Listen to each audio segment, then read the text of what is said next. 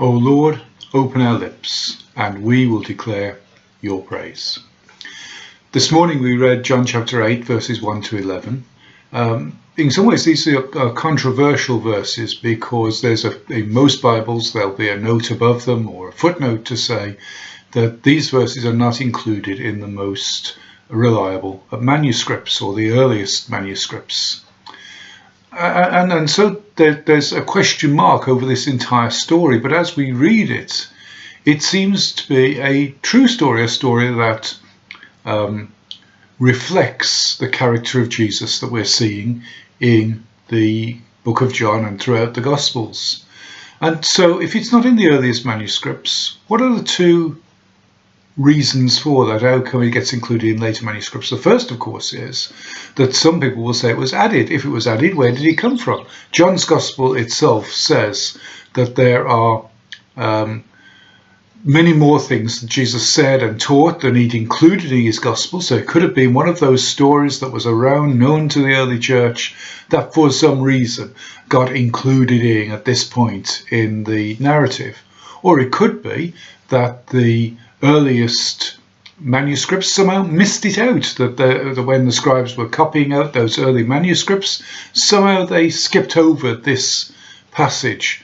But whether it was inserted or whether it was missed out, it seems to me to be a true story about the character and life of Jesus. So let's look at it together. Here Jesus as a woman brought to him, taken in the very act of adultery. Now there's a key question there. Where was the man? It takes two to tango. Why was only the woman brought before Jesus? Perhaps the man had some power. And here was the religious people punching down on a vulnerable, powerless woman where they wouldn't take on the man. How often we see the church and religious people punching down at vulnerable people, bashing single mothers, bashing those in need and in poverty, yet letting off the rich and the powerful with equal crimes. And so we see the shame of our American brothers and sisters, some of them supporting President Trump and saying good things about him and saying that he's been raised up by God, while he admits to doing the very things that they condemn in the poor and the needy. And so there's the first challenge in this story. Why was only the woman brought to Jesus? And then Jesus challenges those who brought the woman, says, the one who's without sin, cast the first stone.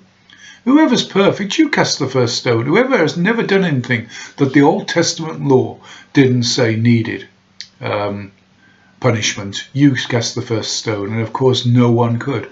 At this, Jesus is writing in the sand. The Bible doesn't tell us what he's writing in the sand. Maybe he was writing a list of sins that the men had committed who had brought this woman to Jesus. And then when they'd all gone away, Jesus said to the woman, who condemns you? And she said, no one, sir. Then neither do I condemn you, but go and leave your life of sin.